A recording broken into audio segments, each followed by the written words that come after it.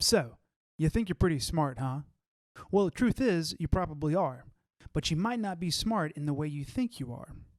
Traditionally speaking, if I were to ask you, hey, you're a smart guy, right? You might say, well, I have had my IQ tested before, and it's a little bit above average, so I would say so. Now, this is a good prediction of certain things in life to have a high IQ, but it's not the end all be all standard of what it means to be intelligent. IQ scores have been used for a long time and they are consistent, but the thing is, we can't all be this guy. All right, we've all said it, we've all done it, we've all been there. Good job, Einstein. Way to go, Einstein. Got a real Einstein over here. But the truth is, this guy had an IQ of 160, off the charts, and he was born with that. But what he also had was an incredibly high EQ, or an emotional quotient, or emotional intelligence. These two things worked together to make him one of the most famous and notorious intelligent people of our lifetimes. He fled Nazi Germany and came to America where he thought the good guys were to help establish goodwill towards all nations.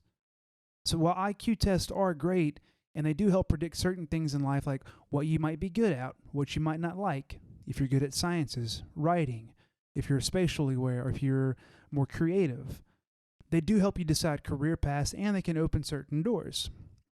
Just because you have a high IQ doesn't mean you'll be successful. Other predictors help improve success rates in life and actually predict with more accuracy how successful you'll be. Now, SpongeBob's probably a smart guy, but he likes to flip burgers. Nothing wrong with that.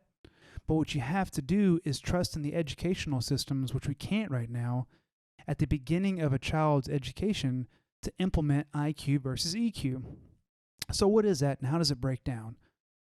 Well, over the course of the last 15 to 20 years, there have been several studies, a couple hundred in fact, that find that the average EQ-IQ ratio is 80-20. Now, this doesn't mean that IQ is not important.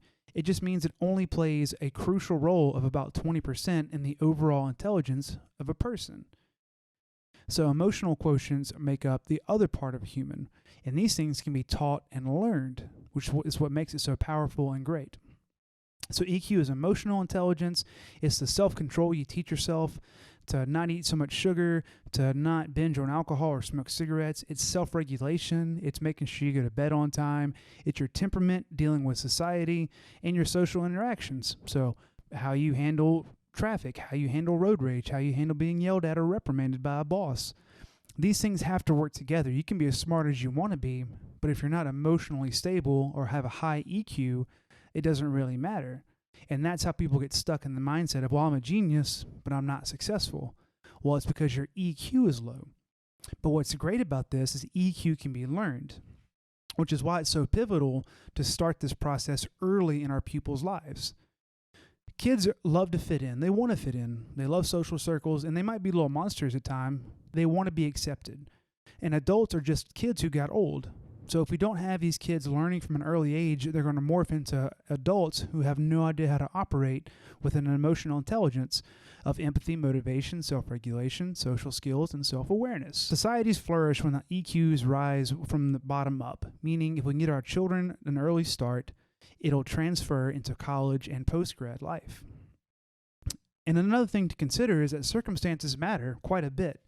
500 years ago, if you were plowing a field next to Jebediah, it didn't really matter how high your IQ was. Perhaps your EQ had some effect on it, but not that much, because societies were much more homogenous back then.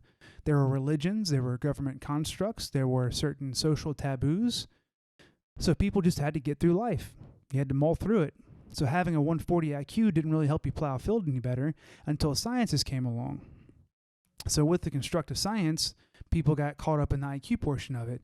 But what they don't think about is you've got to be tall to play ball, meaning you have to discover your strengths, you have to play to your strengths, and you have to practice them.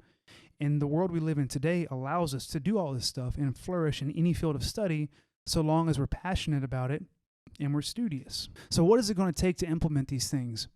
Well, parents and teachers have got to work together to study the children and give them the correct utensils in the testing. And then school and state on a federal level and a state level have to work together to mandate certain testings and get rid of state testings. If you change the testing system, you change everything. You'll break down the barriers these kids face, by being put in a category just because they're not good at math or they're not good at science or they're not good at reading, but they may have a really strong strength at understanding music or the cultural icons of the era or political stuff. You can't just push kids into a box and expect them all to come out even. So if we can work together to figure out the best way to do it, I feel confident that we can now have a better understanding of IQ and U and what that means. So yes, IQs are important, but they're not the end-all be-all of what it means to be intelligent. IQs, you're born with what you got, but with EQs, you can change the entire landscape before you and after you by teaching your kids.